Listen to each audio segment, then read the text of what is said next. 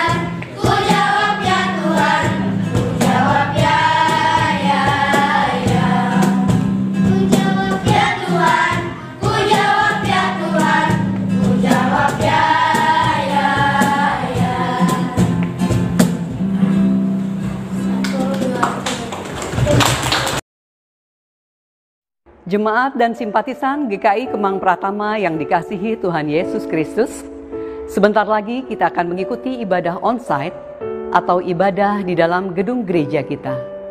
Namun, demi keamanan dan kesehatan kita bersama, baiklah kita mengikuti arahan protokol kesehatan dari pemerintah dan juga arahan dari BPMS GKI.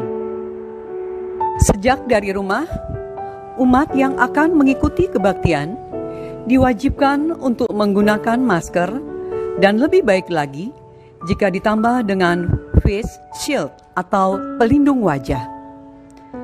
Mencuci tangan dengan sabun atau menggunakan hand sanitizer terlebih dahulu di tempat yang telah disediakan. Cucilah tangan Anda dengan menggunakan sabun yang telah disediakan.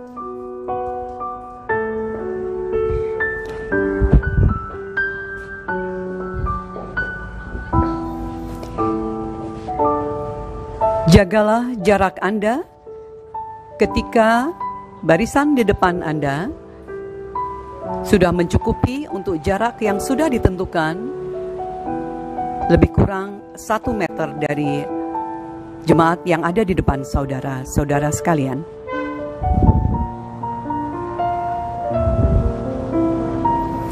Umat akan diperiksa suhu tubuhnya dengan menggunakan termogan.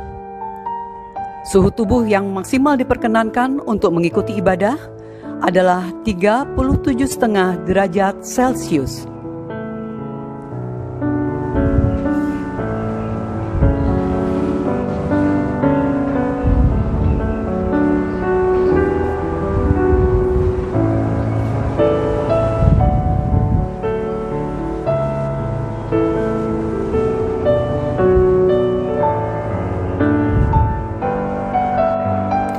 Dihimbau untuk tidak bersalaman atau bersentuhan fisik dengan sesama umat ataupun petugas. Memasukkan persembahan yang telah disiapkan dari rumah dalam amplop ke kotak persembahan di dekat pintu masuk ruang ibadah. Namun demikian, umat dihimbau untuk memberikan persembahan secara cashless atau non-tunai melalui transfer bank atau layanan scan QRIS. Duduklah di kursi dengan nomor yang telah didapatkan saat registrasi.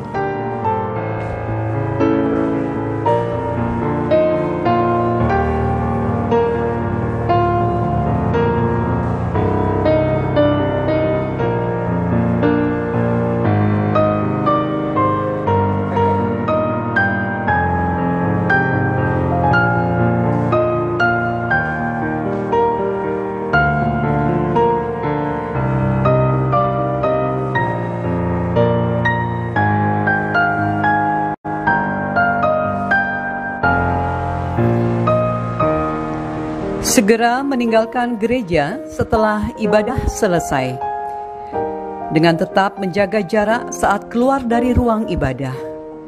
Ingatlah untuk tetap tidak bersalaman atau bersentuhan fisik dengan sesama umat ataupun petugas.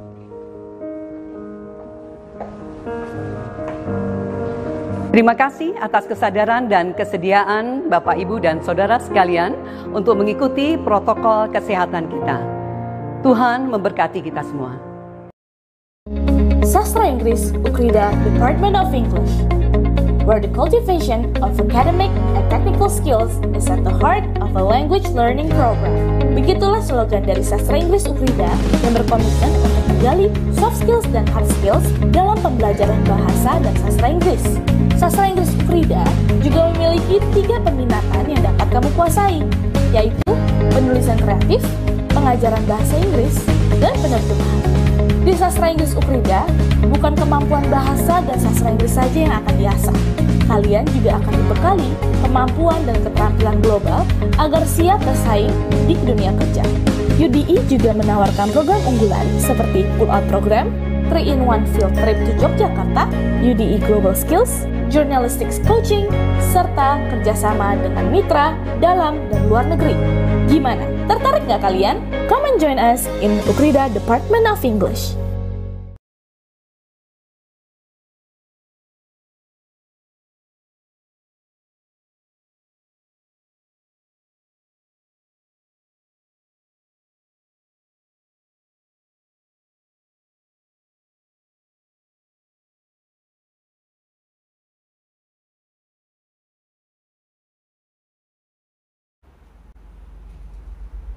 Selamat hari Minggu, umat yang dikasihi Tuhan.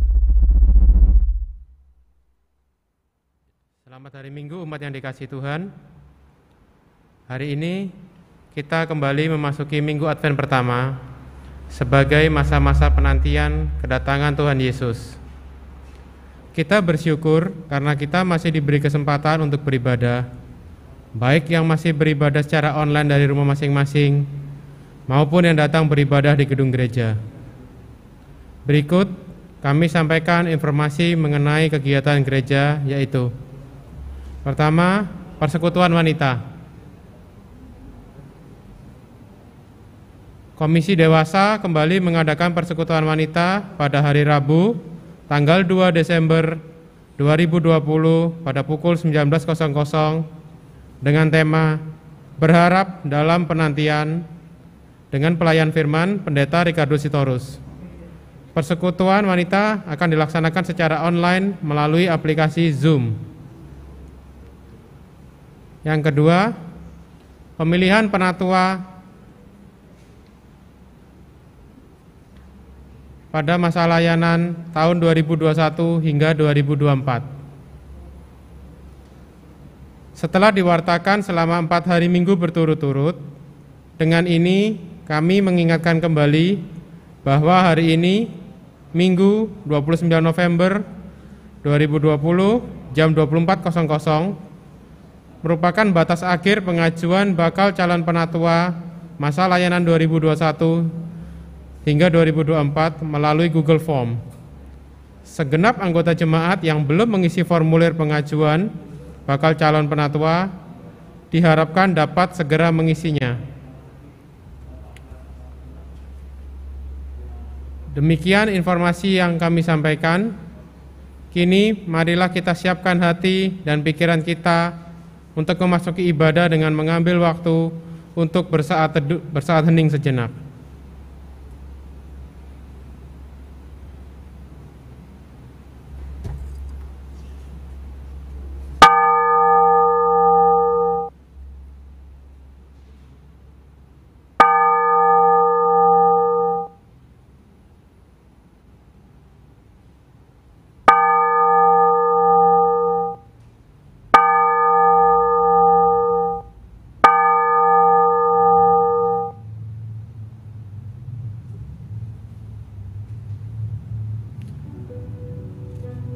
Saudara terkasih, dimanapun kita berada dan beribadah, marilah kita bersama-sama menyalakan lilin Advent pertama sambil berharap dan berseru,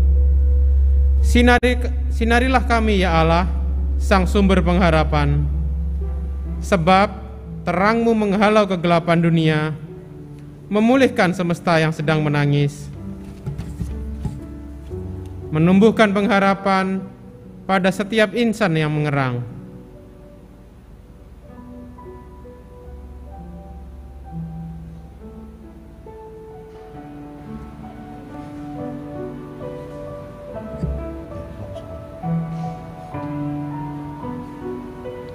Yesus, terang-Mu pelita hatiku, jangan kegelapan menguasaiku.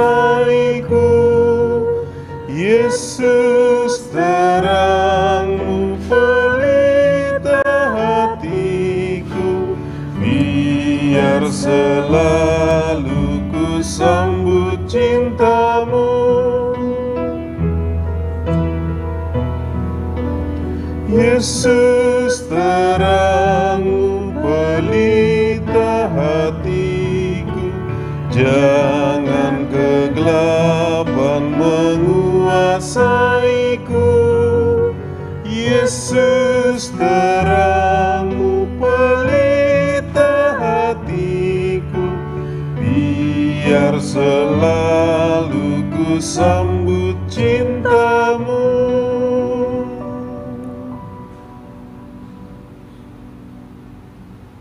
Marilah kita menyambut datangnya Sang Terang, Sang Immanuel yang membawa penebusan, Sang Immanuel yang membawa pertolongan.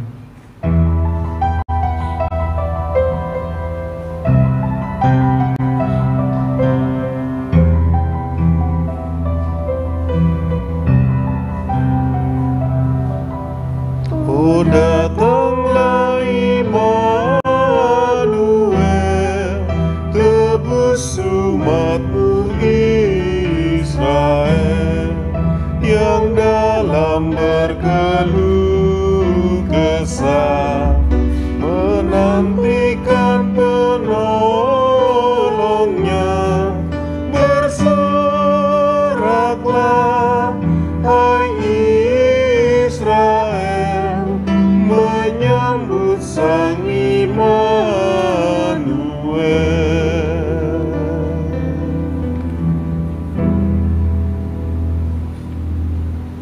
Jemaat sekalian, pertolongan kita adalah dalam nama Tuhan yang menjadikan langit dan bumi.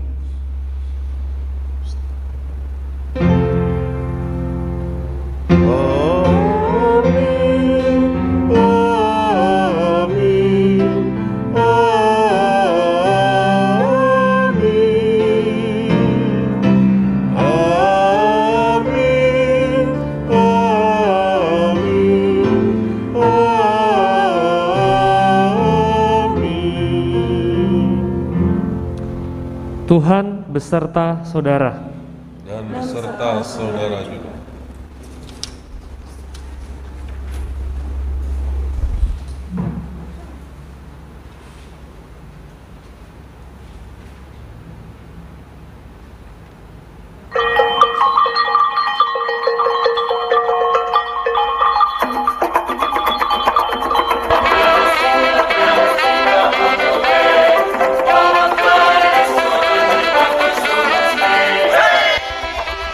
Di perumahan susun Gria Kahuripan Indah ada kebiasaan sarapan bersama di warung Kasih Emak.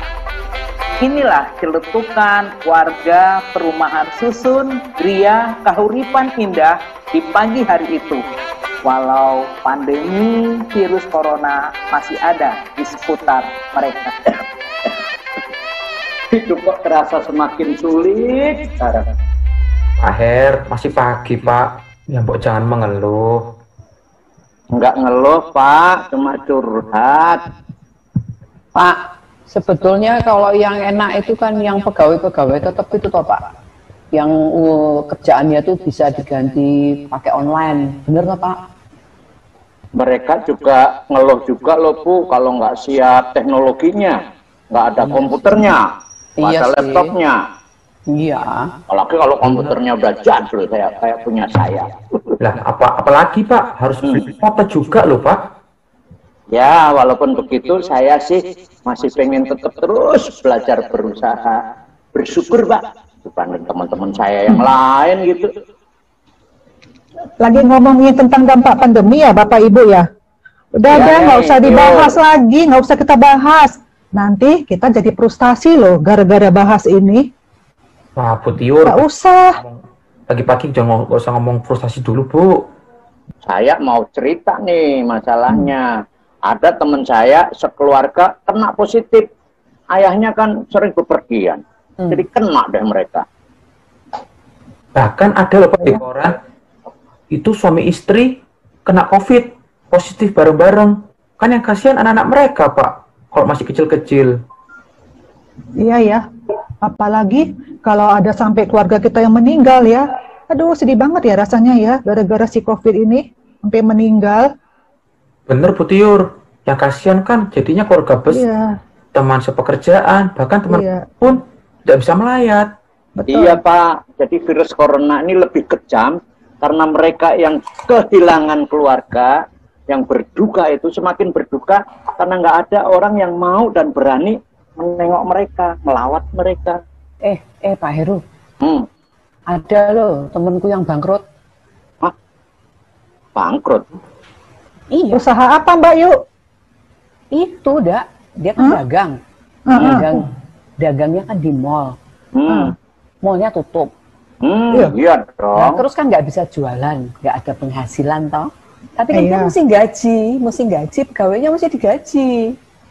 Loh, kenapa nggak dirumahkan aja pegawainya? Gajinya dipotong. Bila perlu, tidak usah digaji. Sadis ini Bu Tiur ini.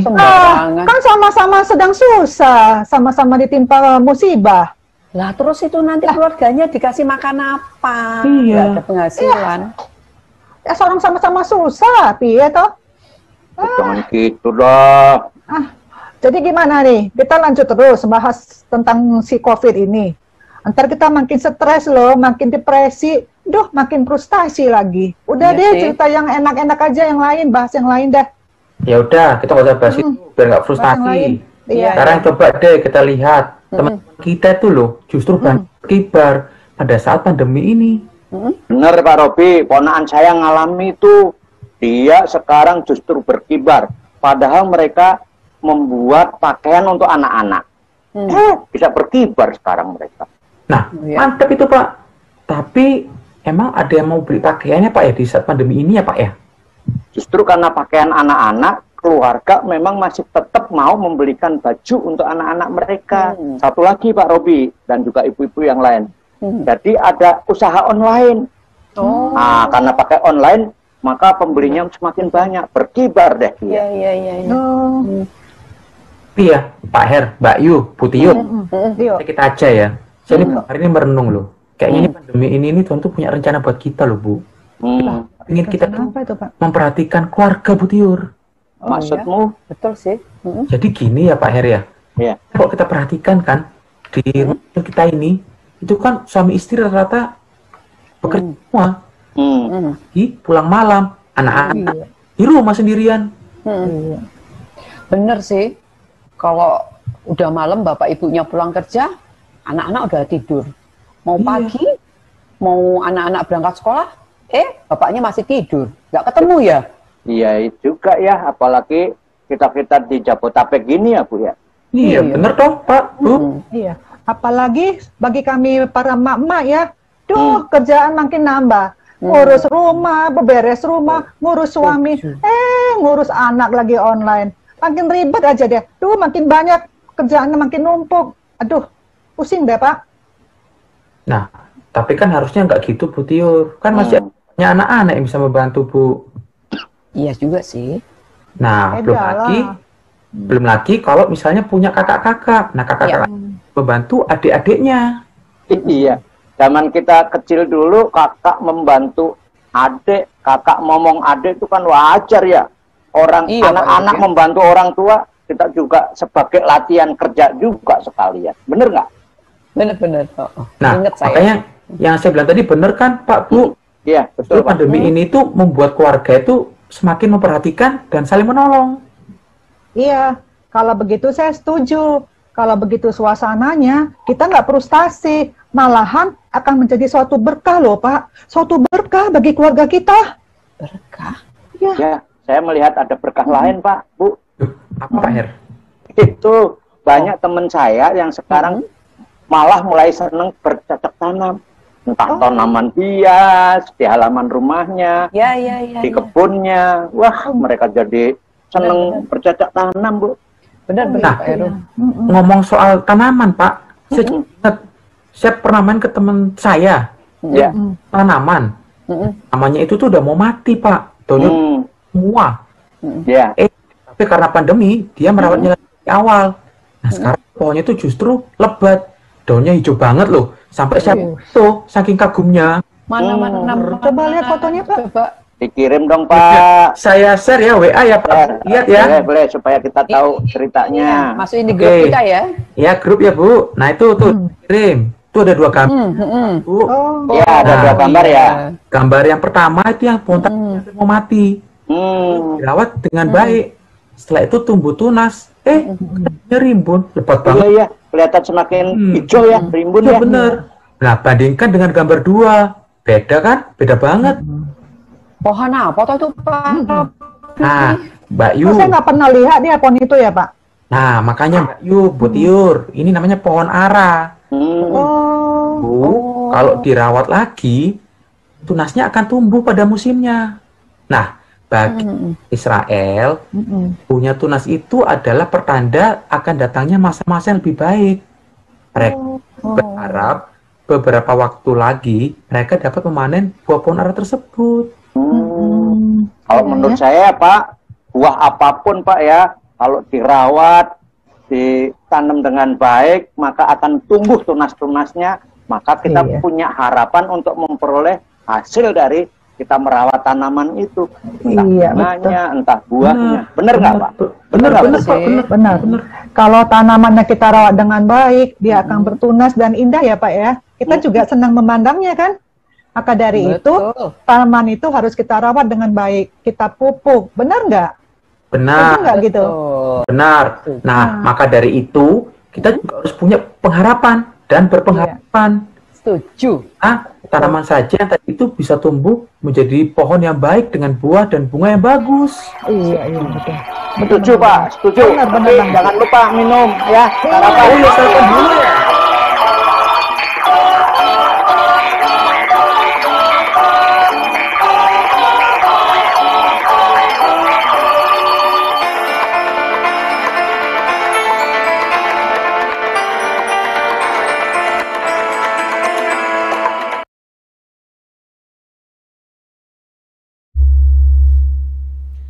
Saudara-saudara yang dikasihi Tuhan, tidak terasa pada hari ini kita sudah memasuki Minggu Advent yang pertama. Banyak peristiwa telah terjadi dan mewarnai perjalanan hidup kita. Banjir, pandemi, dan berbagai dampak yang dibawanya menjadi dinamika hidup kita di sepanjang tahun 2020. Mungkin sesekali kita bersungut, kapan situasi tidak menyenangkan ini akan berlalu. Namun, baiklah kita tidak kehilangan pengharapan dalam iman kepada Kristus, sebab tidak sekalipun Dia merancangkan yang jahat bagi anak-anaknya. Percayalah, setelah musim dingin yang mencekam, akan tiba hangatnya musim semi yang menumbuhkan pohon ara, menumbuhkan pengharapan dan sukacita setelah penantian kita. Marilah di dalam keheningan, kita refleksikan kembali perjalanan hidup kita. Panggil pulang pengharapan yang mungkin memudar akibat duka, krisis, dan berbagai tantangan. Pandanglah Dia yang sesungguhnya senantiasa membuka tangan dan siap menyambut kita kembali dari jalan yang mungkin semakin jauh dari terang cintanya. Kita berdoa secara pribadi. Saya beri kesempatan pada Bapak, Ibu, dan saudara-saudara sekalian untuk mengakui dosa secara pribadi. Mari kita berdoa.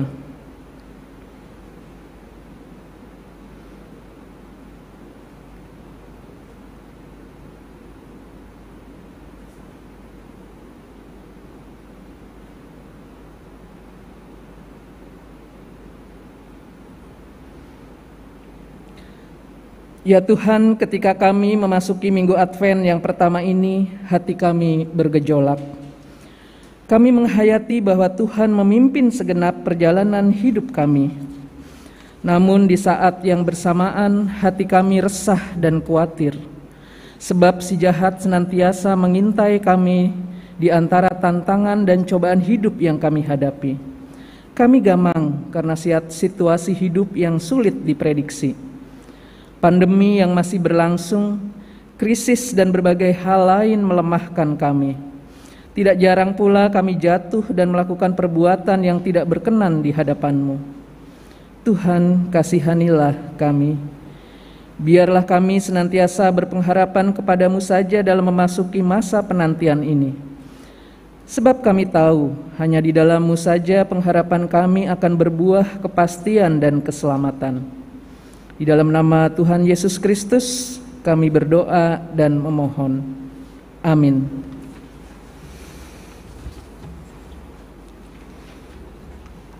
Saudara-saudara yang dikasihi Tuhan, bagi kita yang telah mengakui dosa-dosa kita, pengampunan Kristus tersedia bagi kita. Maka terimalah berita anugerah dari Yesaya 12 ayat 1-3 yang berbunyi demikian. Pada waktu itu engkau akan berkata, Aku mau bersyukur kepadamu ya Tuhan, karena sungguh pun engkau telah murka terhadap aku, tetapi murkamu telah surut dan engkau menghibur aku. Sungguh Allah itu keselamatanku. Aku percaya dengan tidak gemetar, sebab Tuhan Allah itu kekuatanku dan mazmurku. Ia telah menjadi keselamatanku. Maka kamu akan menimba air dengan kegirangan dari mata air keselamatan. Di dalam Kristus engkau telah diampuni. Di dalam Kristus engkau pun telah diampuni. Damai Kristus bagimu. Damai Kristus bagimu juga.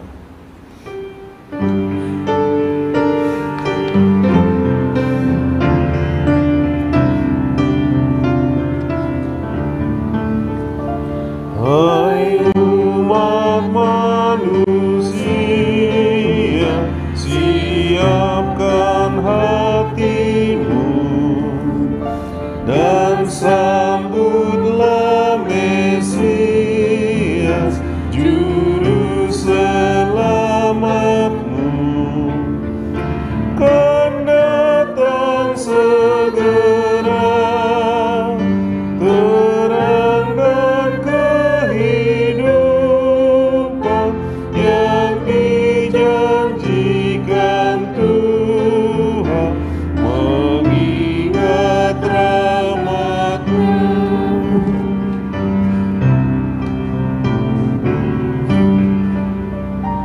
Terima tamu aku, siapkan jalannya, semua batu singkirkan segera. Timbunilah lembah, ratakanlah yang tinggi, yang bengkok dan yang miring, luruskan baginya.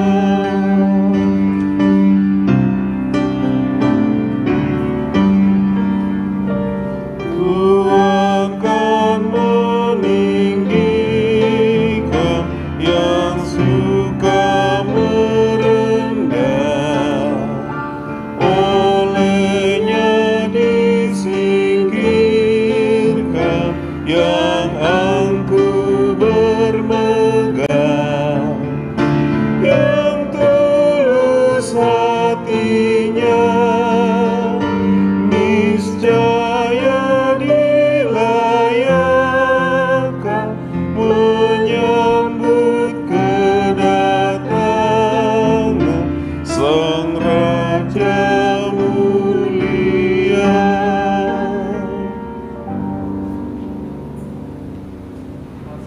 Mari kita bersatu di dalam doa. Ya Tuhan, kami ingin membaca dan merenungkan firman-Mu. Kami mohon Tuhan memberkati pembacaan leksionari pada pagi hari ini. Pimpinlah kami Tuhan mengamati ayat demi ayat dan menikmati sabda pada pagi hari ini. Kami mohon ya Tuhan, Engkau memberkati pelayanan firman ini. Dalam nama Tuhan Yesus Kristus kami berdoa. Amin. Bacaan pertama dari kitab Nabi Yesaya 64 ayat 1 sampai dengan ayat 9. Yesaya 64 ayat 1 sampai dengan ayat 9.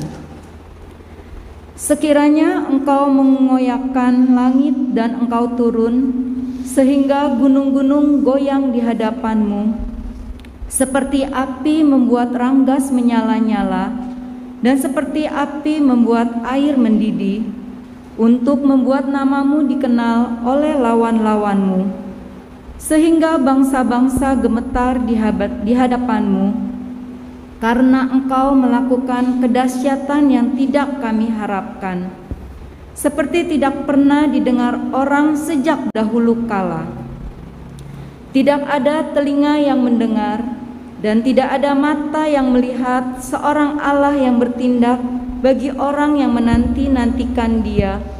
Hanya Engkau yang berbuat demikian. Engkau menyongsong mereka yang melakukan yang benar dan yang mengingat jalan yang Kau tunjukkan.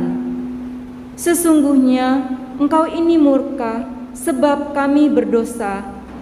Terhadap Engkau kami memberontak sejak dahulu kala. Demikianlah kami sekalian seperti seorang najis, dan segala kesalehan kami seperti kain kotor. Kami sekalian menjadi layu seperti daun, dan kami lenyap oleh kejahatan kami, seperti daun dilenyapkan oleh angin.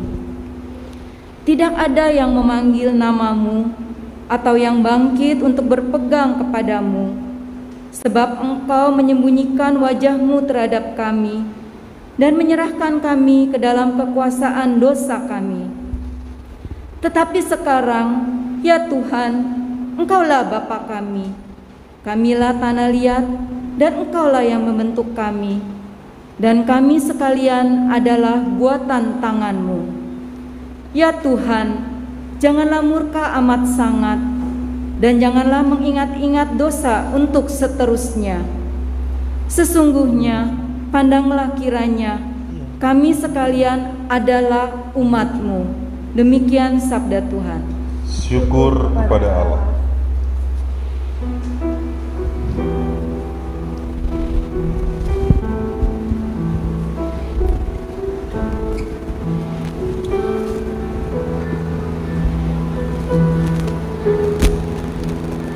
Mazmur 80 ayat 2 sampai 8 dilanjut dengan ayat 18 sampai 20. Hai gembala Israel, pasanglah telinga, engkau yang menggiring Yusuf sebagai kawanan domba. Ya engkau yang duduk di atas para kerub, tampillah bersinar. Di depan Efraim dan Benyamin dan Manasye, bangkitkanlah keperkasaanmu dan datanglah untuk menyelamatkan kami. Ya Allah, pulihkanlah kami, buatlah wajahmu bersinar, maka kami akan selamat. Tuhan, Allah semesta alam, berapa lama lagi murkamu menyala sekalipun umatmu berdoa? Engkau memberi mereka makan roti cucuran air mata. Engkau memberi mereka minum air mata berlimpah-limpah. Engkau membuat kami menjadi pokok percendaraan tetangga-tetangga kami, dan musuh-musuh kami mengolok-olok kami. Ya Allah semesta alam, pulihkanlah kami, buatlah wajahmu bersinar, maka kami akan selamat. Kiranya tanganmu melindungi orang yang di sebelah kananmu, anak manusia yang telah kau teguhkan bagi dirimu itu. Maka kami tidak akan menyimpang daripadamu. Biarkanlah kami hidup, maka kami akan menyerukan namamu. Ya Tuhan, Allah semesta alam, pulihkanlah kami, buatlah wajahmu bersinar, maka kami akan selamat.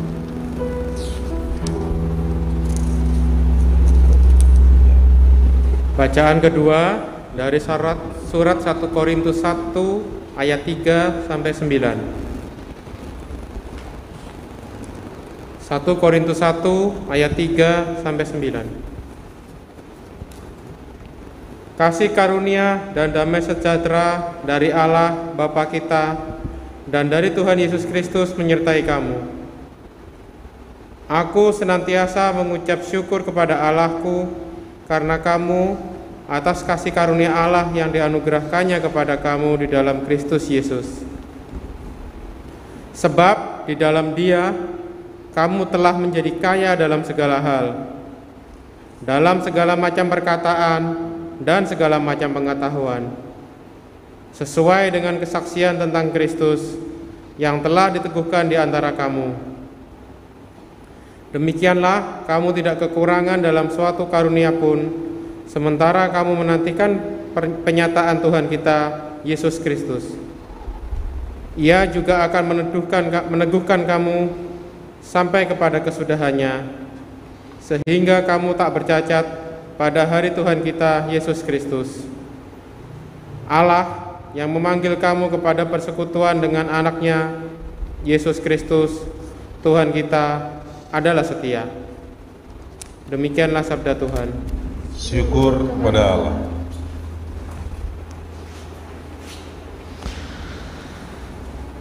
Jemaat sekalian, saya akan membacakan Injil Markus pasal 13 ayat 24 sampai 37. Tetapi pada masa itu, sesudah siksaan itu, matahari akan menjadi gelap dan bulan tidak bercahaya, dan bintang-bintang akan berjatuhan dari langit, dan kuasa-kuasa langit akan goncang. Pada waktu itu orang akan melihat Anak Manusia datang dalam awan-awan dengan segala kekuasaan dan kemuliaannya. Dan pada waktu itu pun Ia akan menyuruh keluar malaikat-malaikatnya dan akan mengumpulkan orang-orang pilihannya dari keempat penjuru bumi, dari ujung bumi sampai ke ujung langit. Tariklah pelajaran dari perumpamaan tentang pohon ara. Apabila ranting-rantingnya melembut dan mulai bertunas, kamu tahu bahwa musim panas sudah dekat. Demikian juga jika kamu lihat hal-hal itu terjadi, ketahuilah bahwa waktunya sudah dekat, sudah di ambang pintu. Aku berkata kepadamu, sesungguhnya angkatan ini tidak akan berlalu sebelum semuanya itu terjadi. Langit dan bumi akan berlalu, tapi perkataanku tidak akan berlalu. Tapi tentang hari atau saat itu tidak seorang pun yang tahu. Malaikat-malaikat di sorga tidak, dan anak pun tidak, hanya Bapa saja. Hati-hatilah dan berjaga-jagalah, sebab kamu tidak tahu bila manakah waktunya tiba. Dan halnya sama seperti seorang yang berpergian, yang meninggalkan rumahnya dan menyerahkan tanggung jawab kepada hamba-hambanya, masing-masing dengan tugasnya, dan memerintahkan penunggu pintu supaya berjaga-jaga. Karena itu berjaga-jagalah, sebab kamu tidak tahu bila mana tuan rumah itu pulang, menjelang malam atau tengah malam atau larut malam atau pagi-pagi buta, supaya kalau ia tiba-tiba datang, jangan kamu didapatinya sedang tidur. Apa yang kukatakan kepada kamu, kukatakan kepada semua orang, berjaga-jagalah. Demikian Injil Yesus Kristus. Yang berbahagia ialah kita yang melakukan firman Tuhan dan memeliharanya. Maranatha.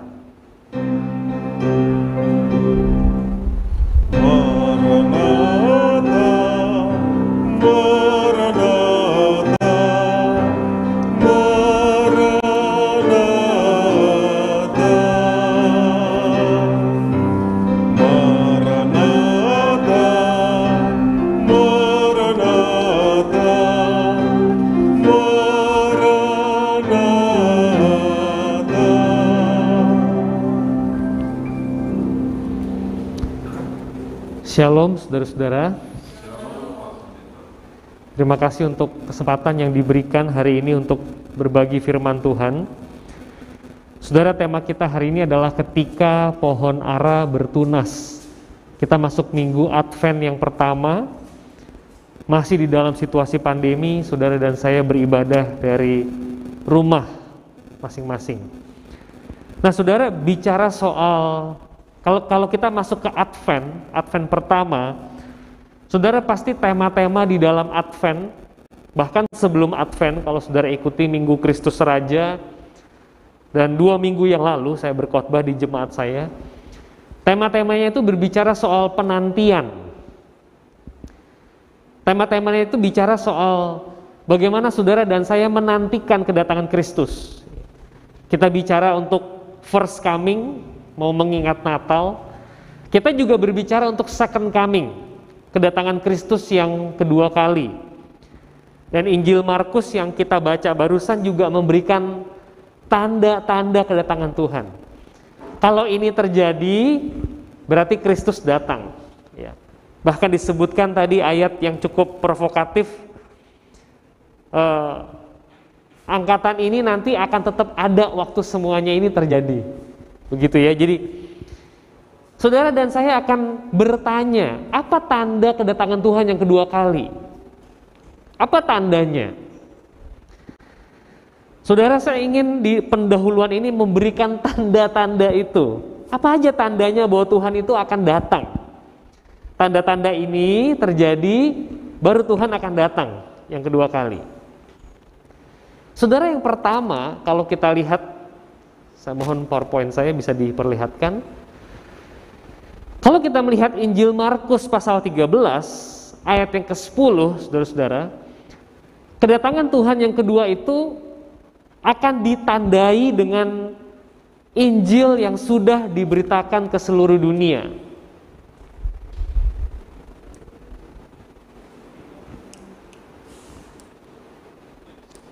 Oke, saudara bisa lihat ya. Jadi yang pertama tandanya Injil diberitakan ke seluruh dunia. Artinya apa? Artinya tidak ada lagi suku-suku yang terabaikan. Sekarang ini mungkin ada daerah-daerah yang belum mendengarkan berita Injil. Misionaris belum masuk ke sana. Gereja belum mengutus utusan misi ke sana. Tapi kalau semua daerah sudah mendengar Injil, berarti Tuhan sudah mau datang. Itu yang pertama. Yang kedua, kalau kita baca Injil Markus pasal 13 ayat 19 sampai 20, Markus mencatat akan terjadi bencana yang besar yang belum pernah terjadi sebelumnya terjadi. Oke. Nah, saudara, sambil saya menyebutkan tanda-tanda ini, mari kita merenung. Ini Tuhan udah mau datang apa belum ya? Dua, ketiga, saya ambil dari Injil Matius 23-24. Di sana dicatat adanya nabi palsu, saudara-saudara. Ada orang-orang yang memberitakan firman Tuhan, Injil, tapi itu palsu, itu KW, dia fake. Dia tidak memberitakan Injil yang asli. Galatia 1 misalnya, Paulus bilang ada orang-orang memberitakan Injil ke jemaat Galatia, tapi bukan Injil yang Paulus beritakan. Nah, itu nabi palsu. Ada nabi palsu, saudara, hari ini? Yang keempat, next, tolong dibantu. Tanda-tanda di langit. Jadi ada sesuatu yang akan terjadi di langit, tadi kita udah baca kan. Kalau sampai itu terjadi, berarti Tuhan udah mau datang. Yang kelima, next, datangnya pendurhaka. Ada man of sin, ada orang yang berdosa yang akan membuat seluruh umat manusia itu berdosa. Dan yang keenam, yang terakhir adalah keselamatan Israel. Roma 11 ayat yang ke-12.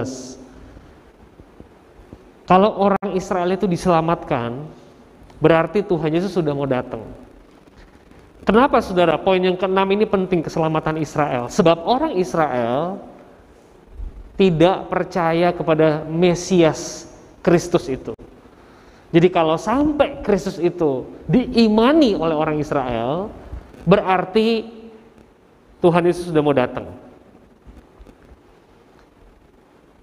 Gimana Bapak Ibu, 6 tanda ini sudah tergenapi atau belum? Saudara, saya mengutip seorang teolog namanya Wayne Grudem. Saudara baca buku teologi sistematik manapun, mirip-mirip, saudara-saudara. Apakah kedatangan Tuhan ini, tanda-tanda ini bisa ditambah, tapi kira-kira ada di sini skupnya. Apakah tanda-tanda ini sudah digenapi? Saudara, Wayne Grudem memberikan analisa yang sangat menarik, saudara-saudara. Next. Wayne Grudem berkata begini, yang pertama, Kolose 1 ayat 23, Kolose 1 ayat 23 itu Alkitab kita mengatakan Injil itu sudah diberitakan ke seluruh dunia. Jadi sudah diberitakan loh, saudara, bukan belum. Ayatnya ada. Yang kedua, bencana yang luar biasa itu adalah menurut Grudem itu penindasan Uni Soviet, China. Saya tambahin yang 2 terakhir itu, saya tambahin, saudara, dunia ini pernah menghadapi Spanish flu 1 abad yang lalu. Dan COVID-19 itu nampak jinak kalau dibandingkan dengan Spanish flu. Apakah COVID ini pertanda Tuhan sudah mau datang yang kedua kali? Yang ketiga, bicara soal nabi palsu. Wayne Grudem mencatat di dalam Kisah Rasul 7 dan 8 itu ada orang namanya Simon, si penyesat itu. Bertarung dengan Rasul Paulus dalam Kisah Rasul 7-8 ini. Jadi sudah ada nabi palsu itu.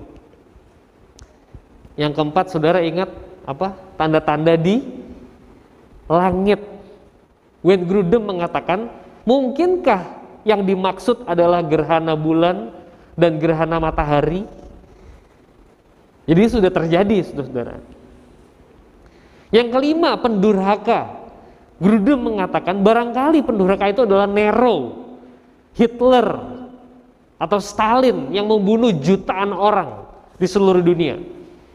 Ini sifatnya worldwide. Dan yang keenam, saudara, Grudem memberikan penafsiran yang menarik menurut saya. Mungkinkah keselamatan Israel itu yang dimaksud adalah Rasul Paulus? Karena Rasul Paulus itu tadinya itu Saulus yang menganiaya menjadi Paulus pemberita Injil. Oh, kalau gitu berarti sudah tergenapi seluruh tanda-tanda ini. Jadi Tuhan udah mau datang? Kok Tuhan gak datang-datang, saudara-saudara? Ini pertanyaan yang akan dibahas sampai akhir khotbah ini. Bapak Ibu Saudara, di dalam bukunya Systematic Theology, Grudem itu memberikan ayat ini. Saudara bisa baca di rumah saudara masing-masing dengan buka suara. Apabila semuanya itu mulai terjadi, bangkitlah, angkatlah mukamu, sebab penyelamatanmu itu sudah dekat. Bagus ya Bapak Ibu. Kalau semua tanda itu sudah mulai terjadi, bangkit kata dia. Angkatlah mukamu, penyelamatanmu itu sudah semakin dekat. Saudara, confident gak ketemu Tuhan?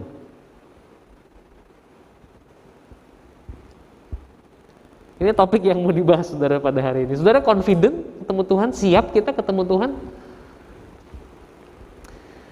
Bapak Ibu, dari 4 bacaan leksionari tadi yang sudah kita lakukan, yang pertama dari Yesaya 64 ayat 1 sampai 9. Kalau saya sederhanakan, mudah-mudahan ini tidak oversimplifikasi, tapi kalau saya sederhanakan, Yesaya itu mengatakan, dia mengakui bahwa bangsa Israel itu berdosa dan membutuhkan penyelamatan Tuhan. Dia mengakui itu. Dia bukan mendoakan bangsanya yang berdosa. Bapak Ibu tolong perhatikan. Dia bukan mendoakan bangsanya yang berdosa, tapi dia mengakui dirinya dan Israel adalah bangsa yang berdosa. Ayat yang berkesan buat saya tadi Yesaya 64 ayat yang ke-6 waktu Ibu lektor membacakan. Saudara harus hafal Yesaya 64 ayat yang ke-6, ada satu buah kalimat penting. Kesalehan kita seperti kain kotor. Kesalehan kita seperti kain kotor. Saudara ngerti nggak kalimat itu?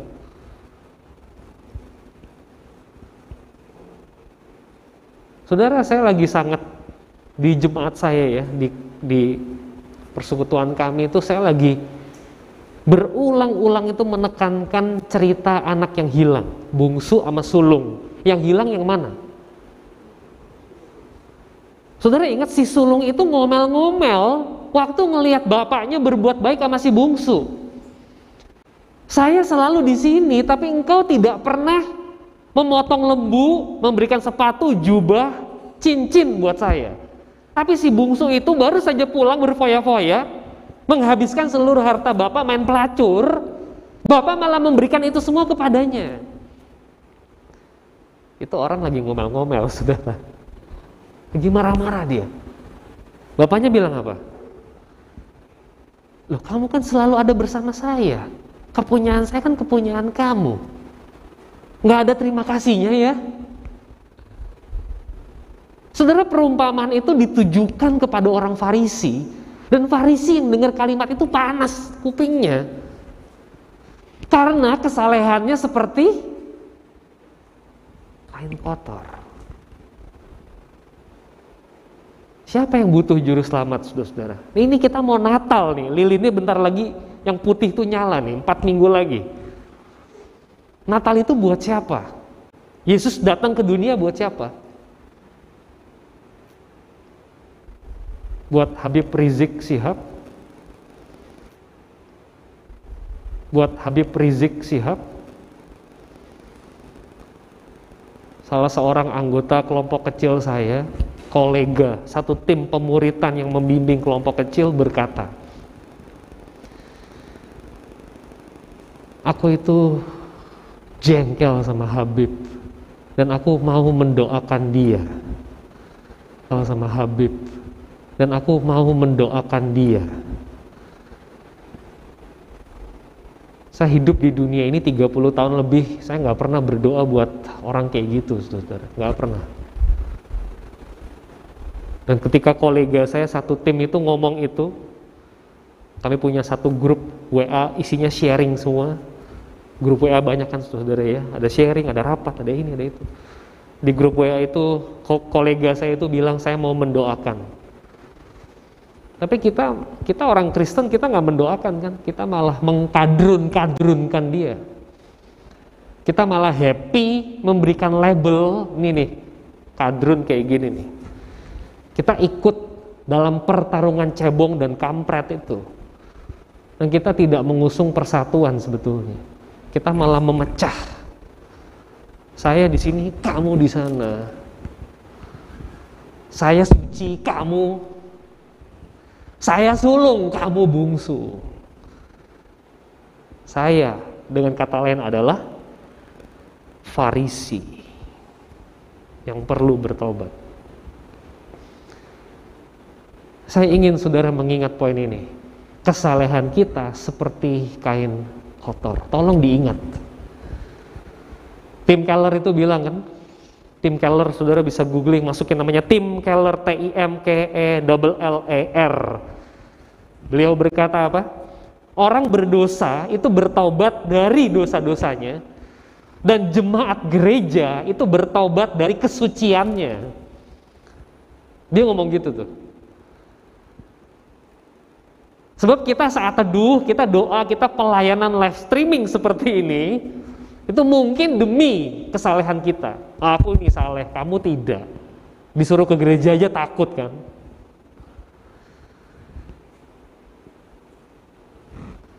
Mazmur tadi, Kantoria menyampaikan Mazmur. Isinya Mazmur 80 itu berdoa, Tuhan, kasihanilah kami. Artinya si pemazmur itu adalah orang yang berdosa. Mazmur mencatat, ya, saya lupa di mana itu berulang kali. Mudah-mudahan engkau berkenan akan ucapan mulutku. Jadi kalau doa itu saudara, Anda jangan terlalu confident doa Anda itu bagus. Mudah-mudahan kau berkenan Tuhan. Jangan-jangan tadi saya doa juga salah. Terus bayangkan itu. Mazmur tadi dibacakan di sini. 1 Korintus 1 ayat yang ke-8 saya kutip saja representasi 1 Korintus yang tadi dibaca. Ia juga akan meneguhkan kamu sampai kepada kesudahannya sehingga kamu tak bercacat pada hari Tuhan kita Yesus Kristus. Saudara, kalau kita berdosa dan kita menerima Tuhan Yesus sebagai Tuhan dan Juru Selamat, 1 Korintus 1 ayat 8 memberikan sebuah kabar sukacita buat kita. Ia yang meneguhkan kamu di awal itu akan meneruskan sampai kesudahannya sehingga kamu tak bercacat pada hari Tuhan kita Yesus Kristus. Dia akan mengkonfirmasi iman. Dia akan menggrowing, menumbuh kembangkan, mendewasakan spiritualitas kita. Saudara, apa sih yang dimaksud dengan berjaga-jaga? Ada perempuan 5 punya pelita, yang 5 lagi pelitanya padam, gitu ya. Lalu itu kita baca di bulan November ini kan saudara. Lalu satu kali Tuhan Yesus datang, yang ini siap, yang ini nggak siap. Makanya berjaga-jaga. Saudara, apa sih yang dimaksud dengan berjaga-jaga itu, saudara?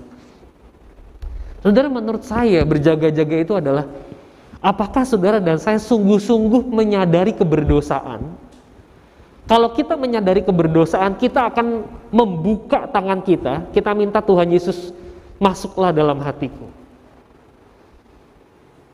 Bersiap sedialah menanti kedatangan Tuhan yang kedua, itu maksudnya. Karena dia datang tiba-tiba. Nggak bisa saudara, dia datang tiba-tiba, oke deh, saya terima Tuhan dulu ya. Itu terlambat. Sangat-sangat terlambat. Saudara, seorang teolog namanya Martin Luther itu ditanya, Luther, kalau besok Tuhan datang, kamu bakal ngapain? Saudara, kalau ditanya pertanyaan itu, kalau besok Tuhan datang, Senin tanggal 30 November, saudara bakal ngapain? Martin Luther ketika diberikan pertanyaan ini, dia jawab, kalau besok Tuhan datang, ya saya akan siram tanaman saya seperti biasa. saya akan siram tanaman.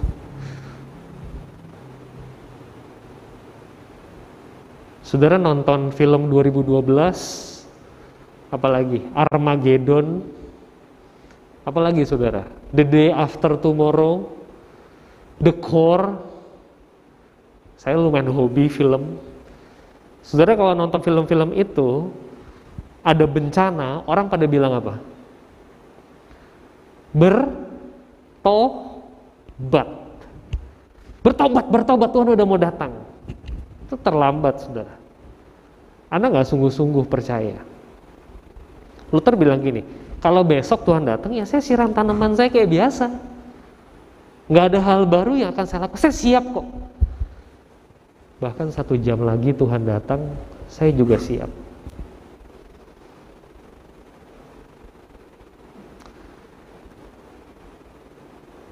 Bapak Ibu, di dalam pandemi COVID-19 ini, di persiapan-persiapan khotbah saya dari sejak Maret, khotbah seperti ini, pakai Zoom, ada satu kalimat dari Johannes Calvin yang sangat memberkati saya. Tolong perhatikan Bapak Ibu, saya ingin menyampaikan satu poin yang klimaks di dalam khotbah saya pada pagi ini. Calvin mengatakan kalimat ini. Saudara, kalimat ini adalah kalimat Johannes Calvin terhadap Filipi 1 ayat 21. Saya bacakan, saya akan terjemahkan. And certainly it is Christ alone who in death as in life blesses us. Otherwise, if death is miserable, life is in no way happier. So that it is difficult to decide whether outside Christ dying is more advantageous than living. Again, when Christ is present with us, He will bless our life equally as He does our death. Saudara, hanya di dalam Kristus saja kehidupan dan kematian itu memberkati kita. Perhatikan saudara kalimat berikut ini. Kalau kematian menakutkan, kehidupan itu tidak menggembirakan. Kalau Bapak, Ibu, dan saya takut mati, kita jalani hidup ini dengan kekhawatiran. Amin. Sekali lagi Bapak Ibu ya, kalau kematian itu momok yang menakutkan, kehidupan yang sekarang ini pun itu tidak menggembirakan, nggak akan menggembirakan. Karena saudara dan saya takut mati. Stay safe di rumah aja. Stay safe di rumah aja juga saudara tetap ketakutan kan?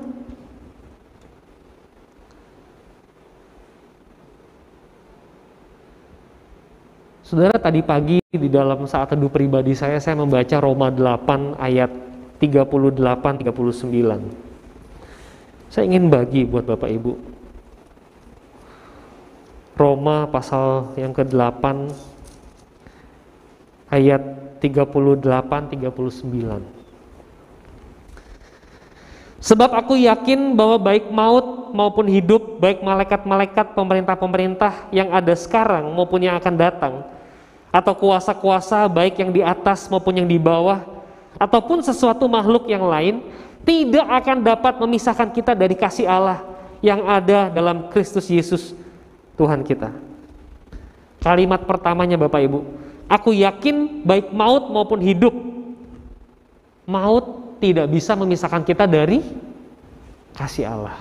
Kalau saudara dan saya siap dengan kedatangan Tuhan, kita tidak akan takut mati, nggak akan. Hidup nggak takut, mati nggak takut, tenang aja. Hidup bersama Kristus, mati juga bersama Kristus kok. Nggak ada yang memisahkan kita tuh, nggak ada. In Christ alone, di dalam Kristus saja. Saudara dan saya jadi orang yang siap hidup, saudara dan saya juga siap untuk mati. Ya.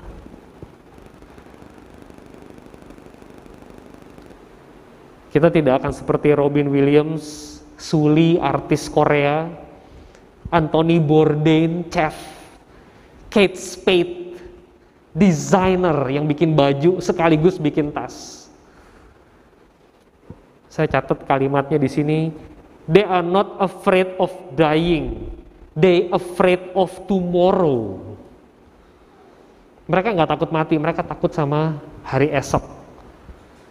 Saudara dan saya nggak takut sama hari esok. Saudara dan saya nggak takut juga sama kematian. Karena saudara dan saya di dalam Kristus. Kita paling takut kalau kita berpisah dari Kristus. Masalahnya, kalau kita beriman kepada Kristus, satu kali, sampai selama-lamanya tidak akan ada yang bisa memisahkan kita dari kasih Allah. Sederhananya Bapak Ibu, saya mau mengatakan, jangan terbuai dengan hidup ini, dan jangan takut pada momok kematian. Itu saja. Bapak Ibu hidup siap. Jangan terbuai dengan hidup ini, dan jangan takut pada momok kematian.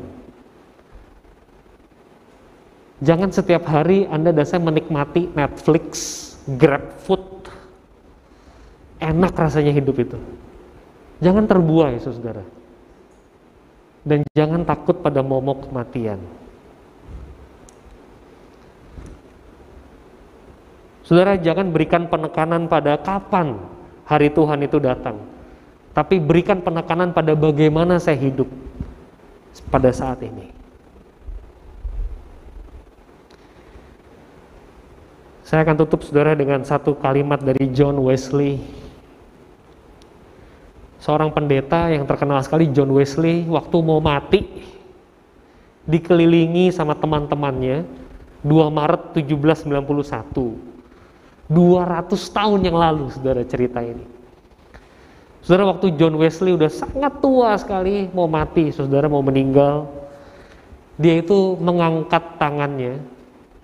Tangannya sudah sangat lemah, dia angkat, dia mengatakan, the best of all is God is with us. Terus jatuh. Terus dia angkat sekali lagi tangannya dengan suara lebih keras yang terakhir, the best of all is God is with us. Dia meninggal. Jadi buat dia mati nggak apa-apa, yang penting Tuhan bersama dengan saya siap. Kalau besok Tuhan datang, saya akan siram tanaman saya. Oh, ada tanda-tanda ini, ada tanda-tanda ini, ada tanda-tanda ini. Nggak masalah. Tanda-tanda itu tidak ada yang tahu sudah digenapi atau belum. The best of all is God is with us. Kalimat God is with us ini akan kita rayakan di dalam Natal nanti. Semoga Bapak Ibu tidak mengkafir-kafirkan orang, sebab di dalam diri kita ada kesalehan yang kotor. Mari kita masuk saat hening, saudara-saudara. Mari kita berdoa. Bapak Ibu, saya berikan waktu sebentar untuk berdoa kepada Tuhan secara pribadi.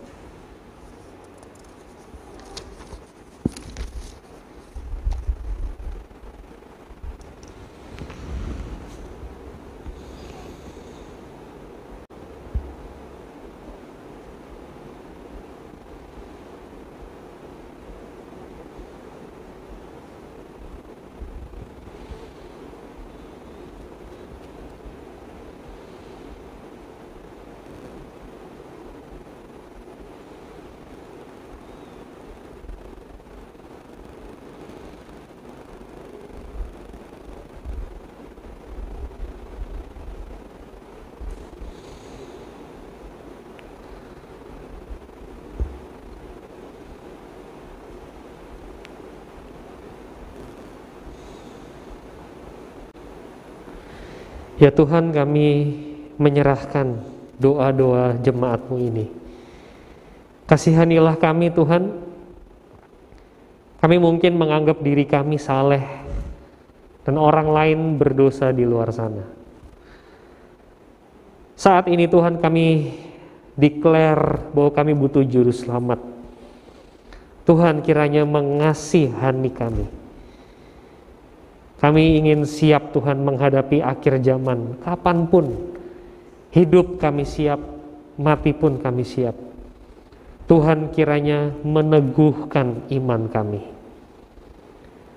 Di dalam nama Tuhan Yesus Kristus kami berdoa. Amin.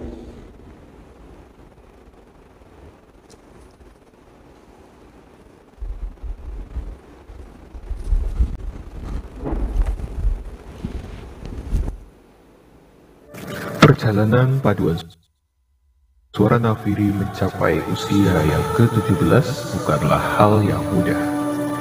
Berawal ketika GKI Agus Salim sebagai induk dari GKI Kemang Pratama atau Pos PKP Rawalumbu mengadakan Pesparawi di tahun 2000. Pos PKP mengutus 2 kelompok.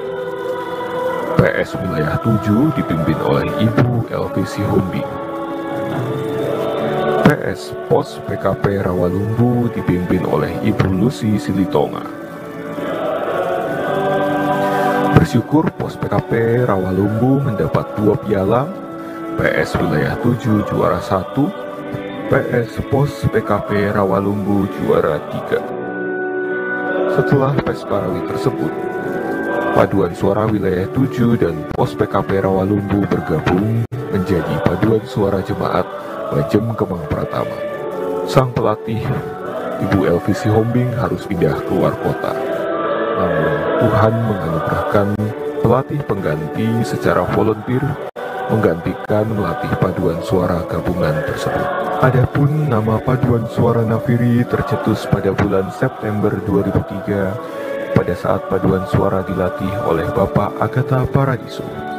Paduan Suara GKI Bajem Kemang Pratama resmi menjadi Paduan Suara Nafiri yang secara aklamasi langsung diterima oleh seluruh anggotanya. Dengan mengalami pergantian pelatih dari pesutan awal Ibu Elvi Sihombing, Bapak Agatha Paradiso, Bapak Nikodemus Tumara, dan berlanjut sampai hari ini Ibu Dionisia Helena. Pada tahun 2020 ini, tepatnya bulan September, Paduan Suara Nafiri berulang tahun yang ke-17. Dengan penuh semangat, Paduan Suara Nafiri bukan saja melayani di jemaatnya sendiri, tetapi juga mengikuti pelayanan pujian dalam pertukaran pelayanan firman, visitasi keluar kota, dan juga dalam Pesparawi Klasis Jakarta Timur. Sampai hari ini, di bawah pelatih Ibu Dionisia yang penuh kesabaran melatih dan membimbing, Paduan Suara dengan tetap semangat melayani dan memuji Tuhan laksana bunyi tiupan Nafiri yang terus menyuarakan kemuliaan Tuhan.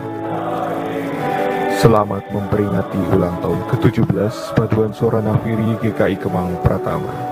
Teruslah melayani dan teruslah bersaksi memuliakan nama Tuhan. Kiranya Tuhan terus memberkati.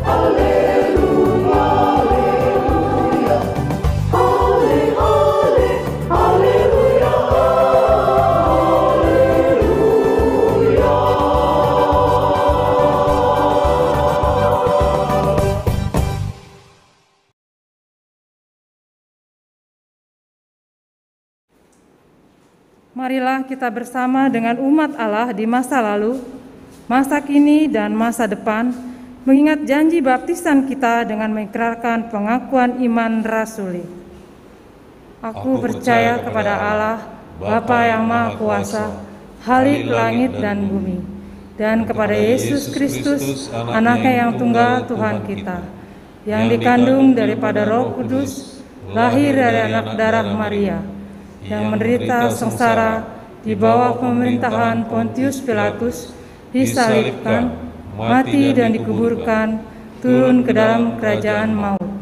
Pada hari yang ketiga, bangkit pula dari antara orang mati, naik ke surga, duduk di sebelah kanan Allah, Bapa yang Maha Kuasa, dan dari sana Ia akan datang untuk menghakimi orang yang hidup dan yang mati. Aku percaya kepada Roh Kudus, Gereja yang kudus dan am, persekutuan orang kudus, pengampunan dosa, kebangkitan orang mati, dan hidup yang kekal. Amin.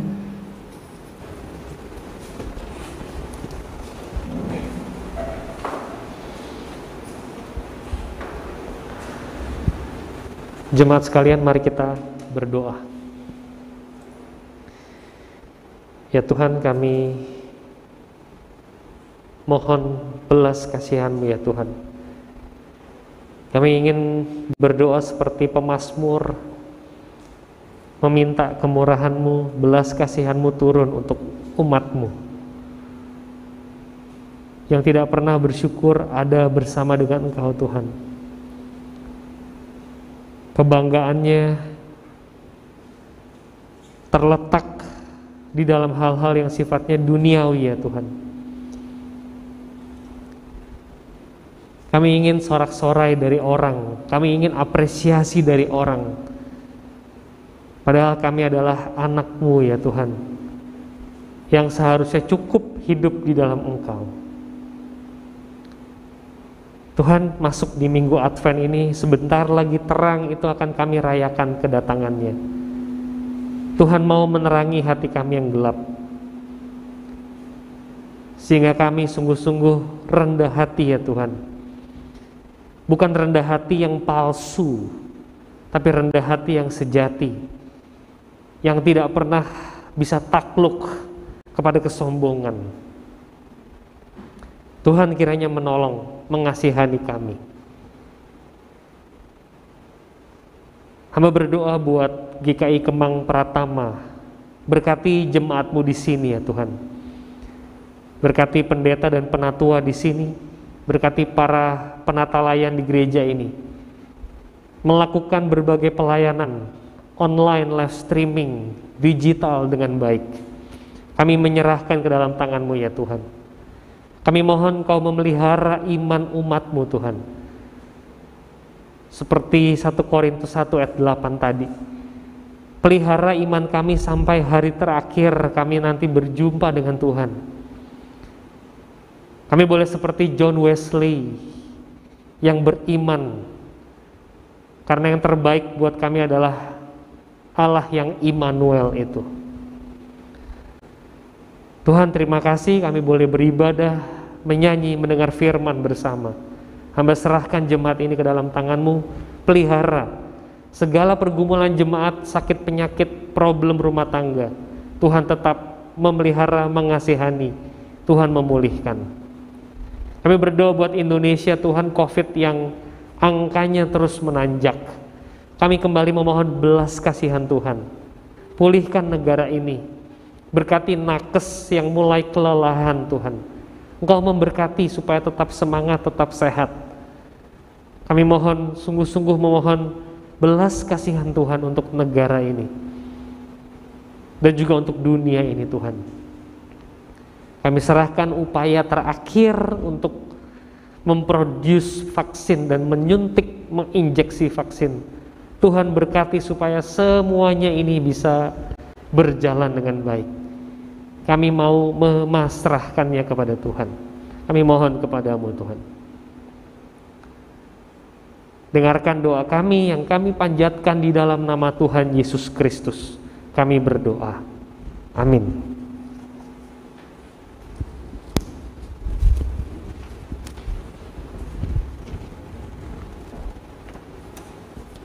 Marilah kita membawa persembahan syukur kepada Tuhan dengan mengingat firman Tuhan dari Yunus 2 ayat 9. Tetapi aku dengan ucapan syukur akan kupersembahkan korban kepadamu, apa yang kunazarkan akan kubayar.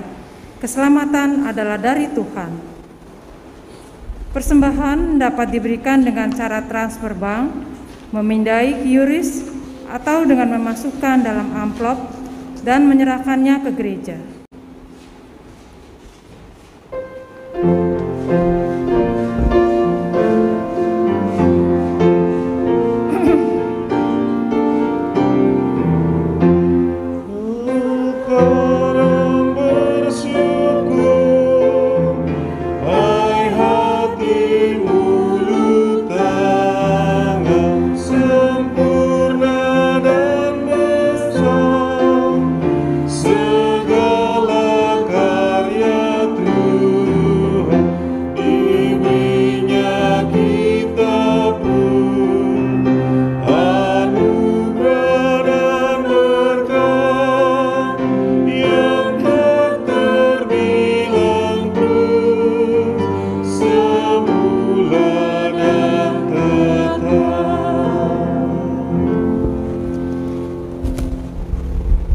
Mari kita berdoa. Ya Tuhan, sumber segala berkat dan karunia, kami bersyukur untuk segala anugerah yang memberikan kehidupan kepada kami. Saat ini, kami datang membawa persembahan yang tak bernilai dibanding berkat-Mu, namun persembahan ini sungguh berharga bagi kami, sebab semuanya berasal dari-Mu ya Tuhan. Kiranya melalui persembahan ini, karya misi Allah dilanjutkan di tengah dunia, melalui pelayanan gereja yang membawa perdamaian. Di dalam nama Tuhan Yesus Kristus, kami berdoa dan bersyukur. Amin.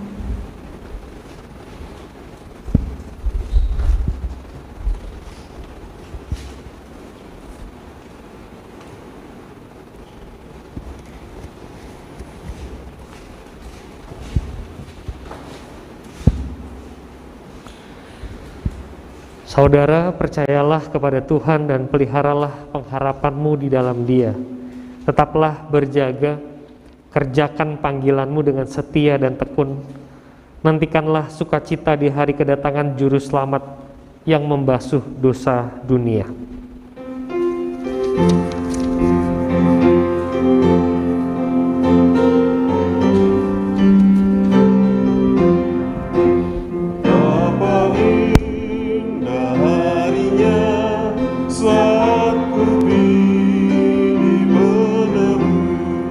Alangkah sukacitanya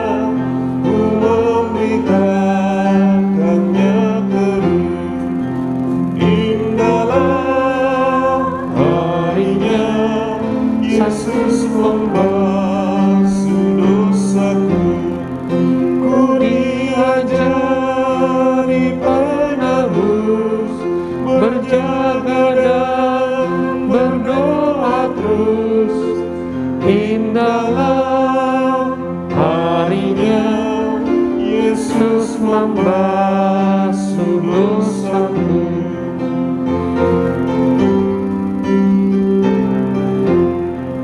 Betapa indah janjinya yang telah mengikat hatiku. Ku dikasih padanya serta menyanyi bersyukur. Indahlah harinya Yesus membasuh dosaku. Ku diajari menebus, berjaga dan berdoa terus. Indahlah harinya Yesus membasuh dosaku.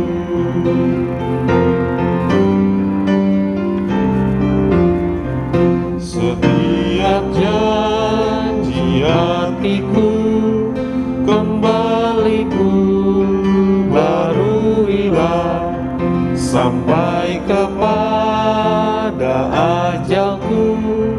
Ku puji pengasihannya.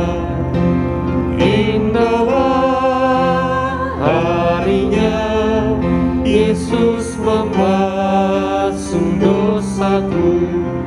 Ku diajari menebus, berjaga dan berdoa terus. Indahlah harinya Yesus membasuh dosaku.